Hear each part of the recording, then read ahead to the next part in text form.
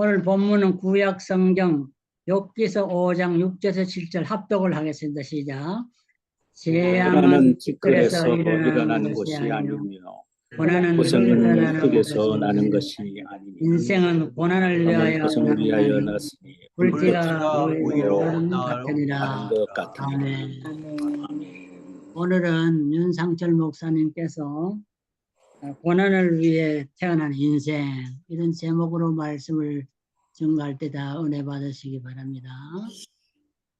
할렐루야, 감사합니다. 오늘 주께서 우리의 예배를 통해 영광 받으실 줄 믿습니다. 임종자들을 편안하게 눈을 감을 수 있도록 도와주는 단체가 있습니다. 그것은 호스피스 무브먼트로 하지요. 그 설립자가 엘리자베스 쿠블러 로스 박사라는 분이에요. 그가 책을 썼는데 Death and Dying, 죽음과 죽어감이라는 책입니다. 그는 그 책에서 임종을 기다리고 있는 환자의 심리적인 반응을 분석하는 데에 5단계의 반응을 보이더라고 그는 그 책에서 진솔하게 설명을 합니다. 첫째 단계는 denial stage입니다. 부정적인 단계입니다. 자기에게 왜 그런 일이 일어나야 되는지 도대체 이해가 가지 않는다는 것입니다. 그래서 그 사실을 받아들일 수가 없는 거부하는 단계에 들어갑니다. 두 번째 단계는 angry stage, 분노의 단계입니다. 많은 사람 가운데 하필이면 왜 내가 와이니? 내가 그 일을 당해야 되고 내가 실패를 해야 되고 내가 그런 병에 걸려야 하느냐라는 소위 항변의 단계입니다. 세 번째 단계는 bargain stage라고, 이것은 절충의 단계. 이제는 절대자에게 절충하는 단계에 이르더라는 겁니다. 우리 믿는 사람이라면 하나님과 절충하는 단계라는 것이죠. 하나님이 나를 살려주시기만 하시면 내가 이렇게 하겠습니다. 나를 회복시켜 주시기만 하면은 나는 이렇게 하나님께 드리겠습니다 하는 단계입니다. 한 번만 기회를 달라고 하는 내적인 계약의 단계, 이것이 바로 bargain stage로 제 3번째 단계에 들어갑니다. 4번째 단계는 depression stage입니다. 이거는 좌절하고 절망하는 단계예요.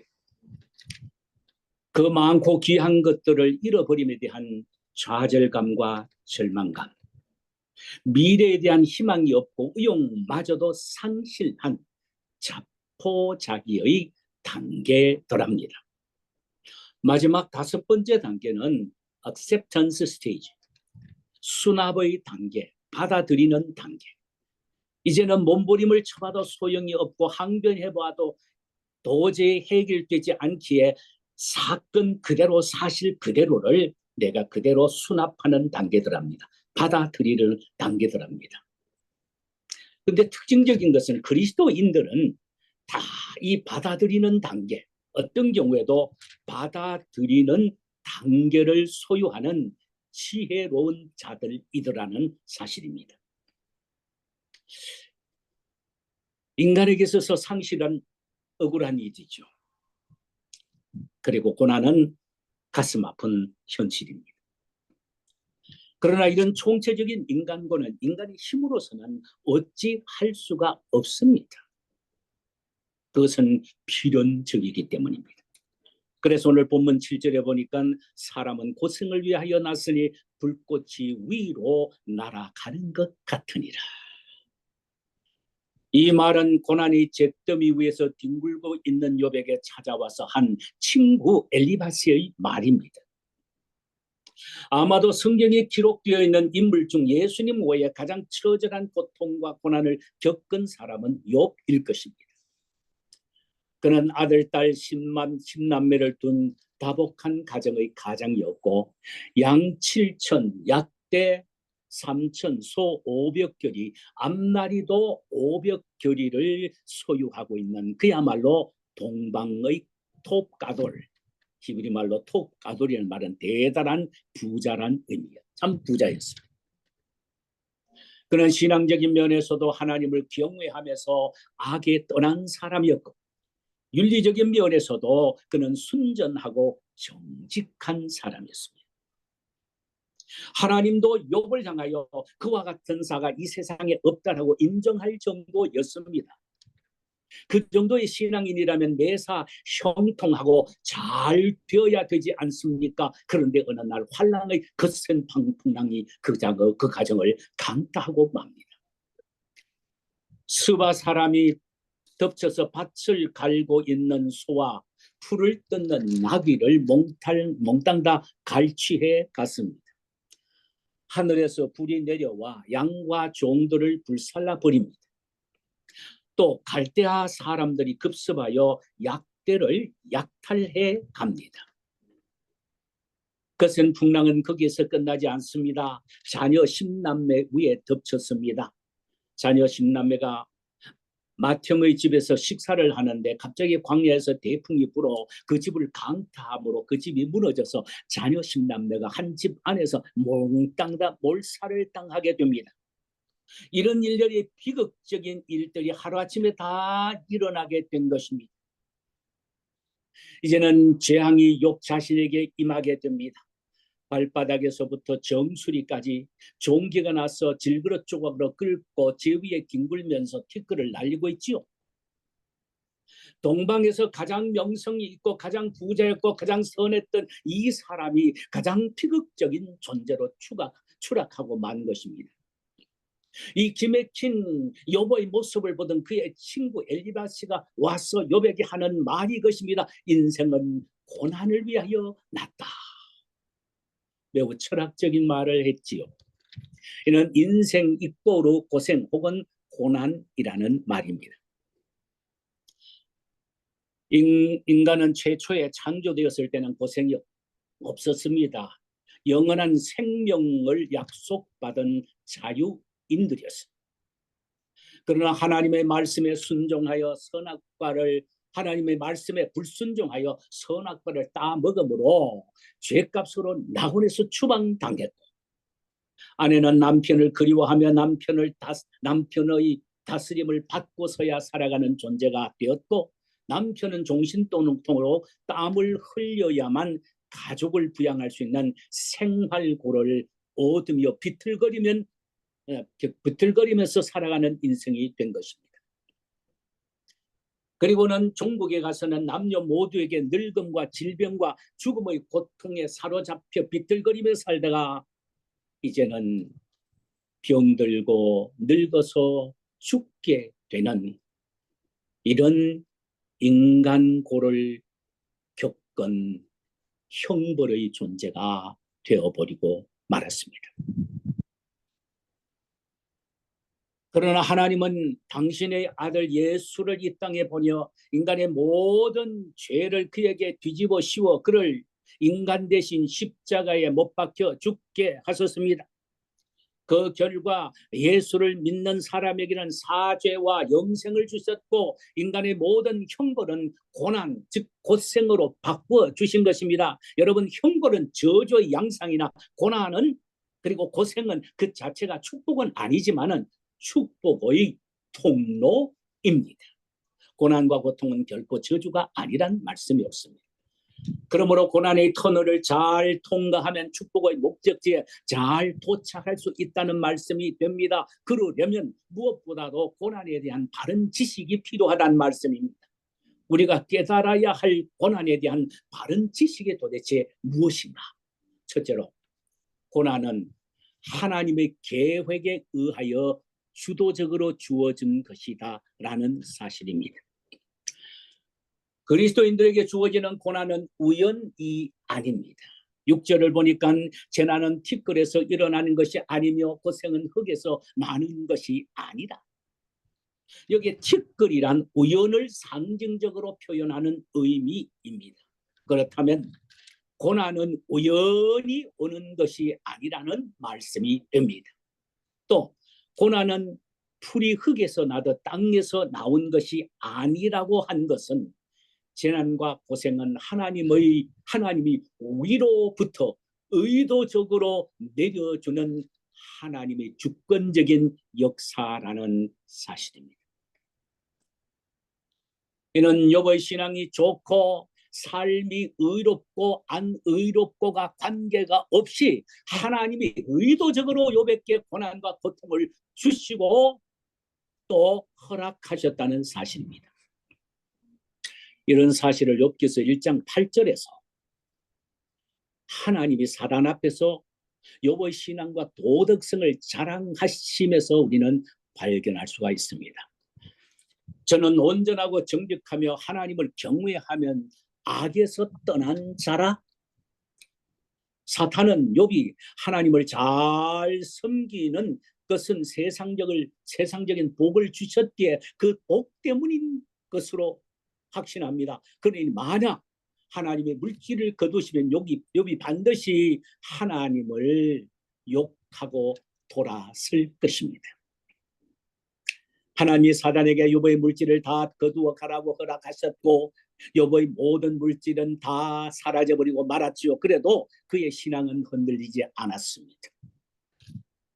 또 욥기서 2장 5절에서 사탄이 하나님께 참소한 그 참소 속에서 우리가 발견할 수가 있는데, 이제 주의 손을 펴서 그의 뼈와 살을 치소서, 그리하시면 틀림없이 주를 향하여 욕할 것입니다.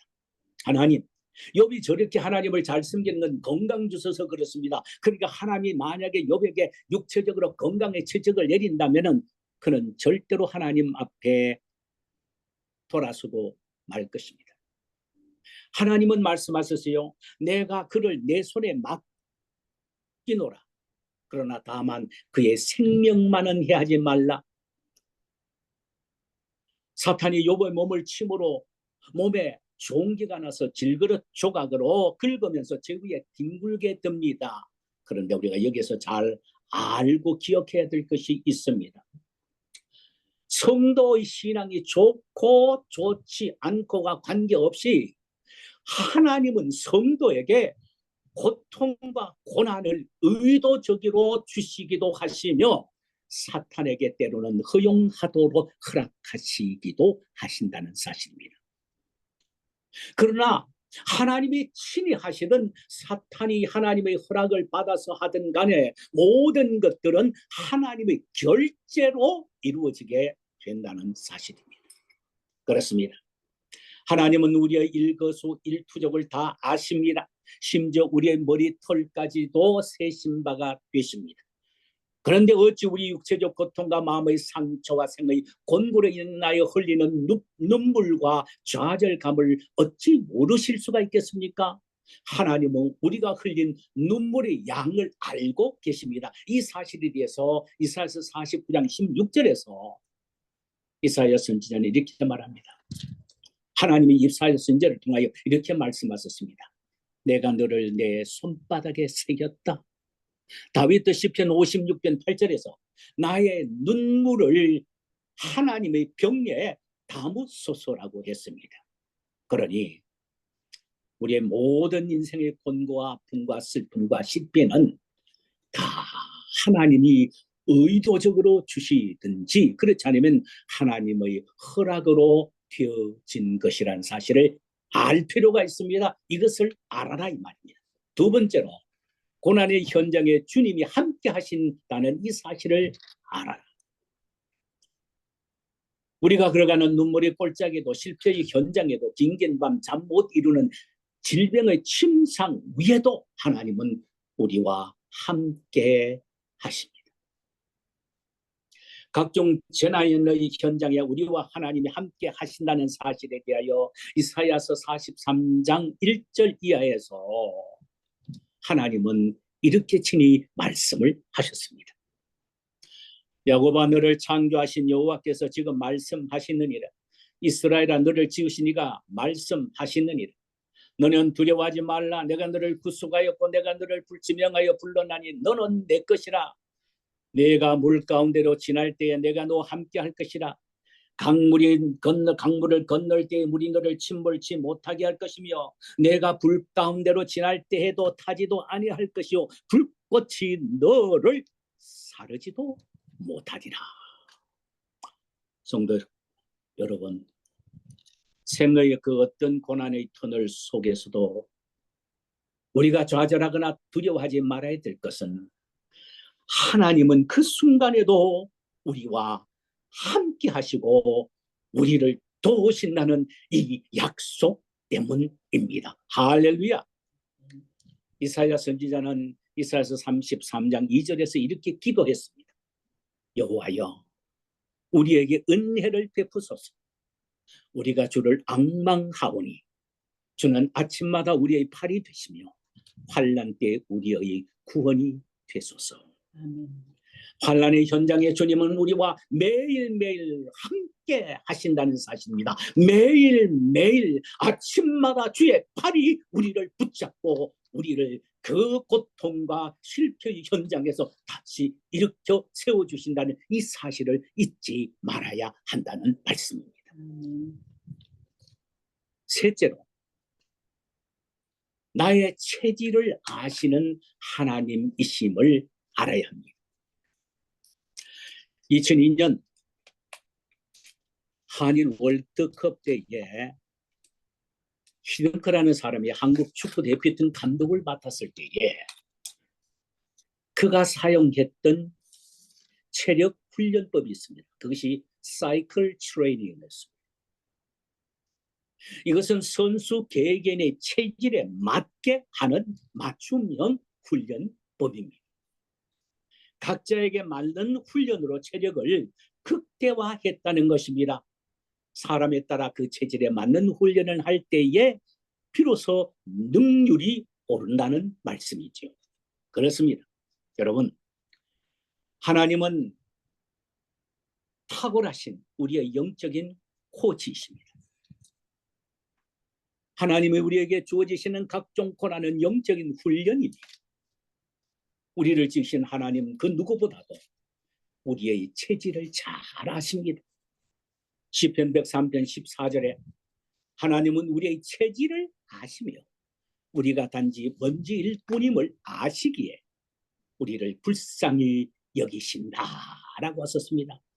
이는 결코 우리가 감당치 못하는 고난은 주시지 않는다는 말씀입니다. 우리의 체질에 맞게 주신다는 말씀이 옳습니다. 이에 대하여 바울은 고린도전서 10장 13절에서 이렇게 더 구체적으로 설파했습니다. 사람이 감당할 시험 밖에는 너희에게 당한 것이 없나니 오직 하나님은 이쁘사 너희가 감당치 못할 시험을 당함을 허락지 아니하시고 시험 당할 즈음에 또한 피할 길을 내사 너희로 능히 감당하게 하시리라. 이는 우리의 체질을 아시는 하나님이 우리가 감당할 정도의 시험만 주실 뿐만 아니라 우리가 감당치 못한 시험을 주시지도 않고 그때는 그 시험을 통과할 수 있는 길을 열어주신다는 말씀이 옳습니다. 그런 거로 고난의 때 우리가 믿음으로 인내해야 할 이유가 바로 여기에 있습니다. 자, 그러면 이제 우리 마지막으로 한번 생각해 볼 것이 있습니다. 하나님은 우리에게 왜 이렇게 고생, 고난, 어려운 권고를, 시련을 주시느냐? 주신 목적이 도대체 무엇인가? 분명한 목적이 있습니다. 아마 여기에 대한 목적을 가장 리얼하게 설명해 놓은 부분이 신구약 성경에서 로마서 8장 28절이 아닌가 생각이 됩니다. 거기에 보면 우리가 알거니와 하나님을 사랑하는 자 곧 그 뜻대로 부르심을 입은 자들에게는 모든 것이 합력하여 선을 이루느니라. 할렐루야. 하나님은 고난을 통하여 우리에게 최선을 주시고자 하는 목적이 있으시라는 것입니다. 성경에는 최선이 도대체 무엇인가에 대하여 여러 가지로 말씀을 하는데 오늘은 제가 시간 관계상 4가지만 이 최선이 무엇인가 하는 것에 대하여 함께 생각해 보기를 원합니다. 첫째로는 욥기서 23장 10절에서 욥이 한 말입니다. 하나님이 우리에게 권고를 주신 최선의 목적은 바로 보배로운 믿음이라고 했습니다. 보배로운 믿음. 그러나 내가 가는 길을 그가 아시나니 그가 나를 단련하신 후에는 내가 순금같이 나오리라. 내가 옛날 성경에는 정금같이 나오리라. 훨씬 느낌이 좋아 보입니다. 이번 고난을 통하여 하나님이 자신에게 주시고자 하는 최선은 바로 순금, 정금과 같은 믿음이라고 말했습니다. 성도에게 제일 중요한 것은 믿음이기 때문입니다. 시시한 믿음이 아니라 변하지 않는 믿음, 흔들리지 않는 믿음, 정말로 정금같이 같은 믿음, 단단한 믿음을 우리에게 요구하고 있습니다. 우리에게 주시는 고난은 바로 이런 정금 같은 순금 같은 믿음을 주시기 위함에 있습니다. 이것이 바로 최선입니다. 두 번째의 선은 최선은 뭐냐? 시편 119편 71절에서 72절에 보면 다윗은 이 최선을 뭐라고 이야기하느냐면은 체험적인 지식을 갖는 것을 말했습니다. 고난당한 것이 내게 유익이라 이로 인하여 내가 주의 율례를 배우게 되었나니 주의 입의 법이 내게는 천천금은보다 좋으니라 그랬습니다. 다윗은 고난을 통하여 하나님의 말씀이 자신에게 체험적인 지식으로 다가왔다라고 말합니다. 그 전까지는 하나님의 말씀을 듣고 아멘하고 믿음으로 따라가는 것이 전부였는데 그가 당한 고난 이후에는 그 고난을 통하여 하나님이 하신 말씀이 자기에게 직접 체험되어지는 생생한 살아있는 겸허한 경험적인 지식이 되었다라는 것입니다. 여러분, 우리에게 닥친 고난과 역경은 헛된 것이 없습니다. 우리가 지금까지 그저 하나님의 말씀을 듣고 믿었던 그것이 체험적으로 우리에게 다가와 정말로 경험적인 지식이 되게 하십니다. 이것이 얼마나 최선입니까? 세 번째로는 욥기서 42장 5절에서 욥은 최선을 영안을 열어주는 것이라 라는 말로 표현을 했습니다. 내가 주께 귀하여 귀로 듣기만 하여 삽더니 이제는 눈으로 주를 배움나이다. 제가 이따금 종종 이런 기도를 합니다. 하나님, 지금까지 제가요 하나님 말씀을 그저 아멘하고 믿고 살아왔고 신앙생활 해왔고 주님의 사역을 해왔는데 이제 저 영안을 열어서 좀 보고 좀 믿게 하옵소서. 보고 믿는 것, 이 얼마나 신나는 일이에요. 백문은 불여 일견이라는 말이 있죠. 지금까지 하나님에 대하여 듣고만 알았으나 고난을 통하여 하나님을 눈으로 친히 보고 알게 되었다라는 것입니다. 고난은 영안을 여는 안과 수술이 되었다라는 말씀입니다.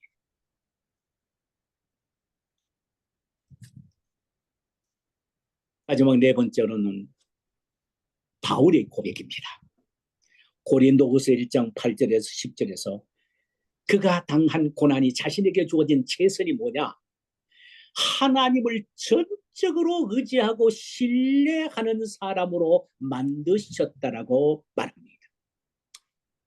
형제들아, 우리가 아시아에서 당한 환난을 너희가 알지 못하기를 원치 아니하노니 힘에 지나도록 심한 고생을 받아 살 소망까지 끊어지고 우리의 마음의 사형 선고를 받은 줄 알았으니 이는 우리로 자기를 의뢰하지 말고 오직 죽은 자를 다시 살리시는 하나님만을 의뢰하게 하십니다. 이와 같이 큰 사망에서 우리를 건지셨고 또 건지시리라. 또한 이후에라도 건지시기를 그를 의지하여 바라노라.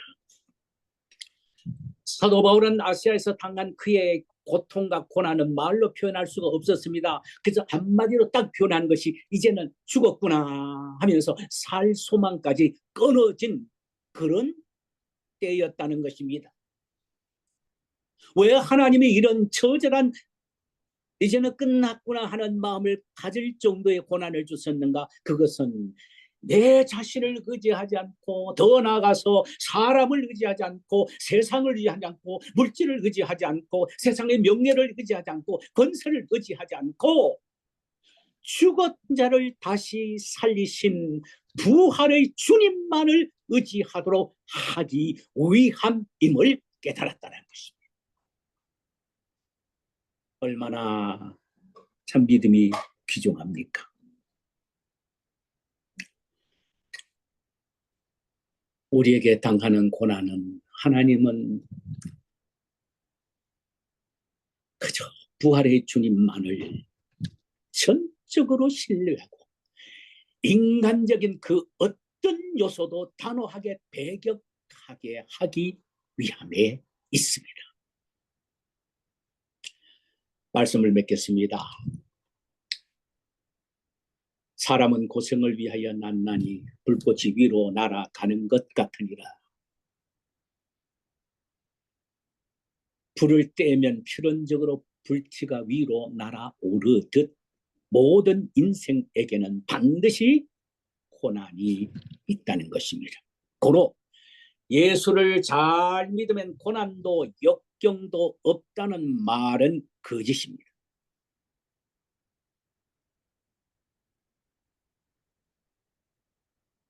욥이 얼마나 귀한 믿음의 소유자였습니까?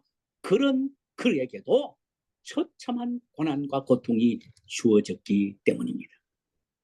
그러나 우리가 알아야 될 것이 있습니다. 성도에게 주신 고난은 특별한 뜻이 있다라는 것입니다. 이것을 알아야 한다는 것입니다. 고난에 대한 특별한 하나님의 지식을 알게 되면은 우리는 고난 앞에서도 담대하게 생을 살아갈 수가 있다는 것입니다. 우리가 알아야 할 특별한 지식은 뭐냐? 세 가지죠. 고난은 하나님의 뜻과 계획에 의하여 주어진 것이다. 둘째로는 하나님이 고난 속에서도 함께 하신다. 셋째로는 하나님은 우리의 체질을 알고 그게 맞도록 고난을 주신다는 이 사실을 알아야 한다는 것입니다. 이 사실을 알 때에 우리는 어떤 고난 속에서도 믿음으로 든든히 설 수가 있다는 것입니다. 또 고난이 우리에게 주시는 목적이 무엇이냐? 그것은 우리에게 최선을 주시는 데 있다는 것입니다. 구체적으로 순금같이 단련한 보배로운 믿음, 순금같이 단련한 보배로운 믿음과 하나님의 말씀이 체험적인 지식이 되는 것과 고난을 통하여 영안이 활짝 열려서 지금까지 하나님에 대하여 듣기만 하고 믿었는데 이제는 친히 하나님을 보고 믿을 정도의 성숙한 신앙인이 되게 되며, 마지막 하나는 하나님만을 전적으로 의지하는 100%의 신뢰의 사람이 되도록 하는 데 있으십니다. 우리 모두 고난에 대한 바른 지식을 갖고 고난을 대처함으로 고난을 최고의 축복의 기회로 삼는 성도들이 되시기를 주님의 이름으로 축원합니다. 아멘. 하나님 아버지 감사합니다. 그렇습니다. 우리 인간 모두에게는 다 감당할 수 없을 정도로 심한 고생을 받아 때로는 죽었구나 할 정도로 살 소망까지 끊어진 그때를 우리가 당할 때도 있습니다. 그러나 우리는 알아야 합니다. 정말 하나님께서 우리에게 주시는 고난에 대한 바른 지식을 우리 모두가 알게 하옵시고 하나님이 계획으로 주어진 것이며 주시며 그 고난 속에서도 하나님이 함께 하시며 우리의 체질을 아시기에 하나님은 그 고난을 우리에게 맞도록 허락하신다는 사실을 우리가 알게 하옵시고 아멘. 그저 주시는 것이 아니라 고난에는 분명한 좋은 목적이 있는데 이것이 우리에게 주시는 최선이라고 하셨습니다. 구체적으로 순금같이 단련한 보배로운 믿음과 하나님의 말씀이 체험적인 지식이 되는 것과 고난을 통하여 영안을 열어 하나님을 보고 믿게 하며 하나님만을 전적으로 의지하는 100%의 신뢰의 사람으로 만들어 가는 데 있다는 사실을 알고 우리 모두가 이 고난을 믿음으로 대처하고 맞이함으로 고난을 통하여 주시는 하나님의 최선의 은혜를 경험하며 살아가는 우리 모두가 되게 하옵소서. 구주 예수님의 이름으로 기도하옵나이다. 아멘.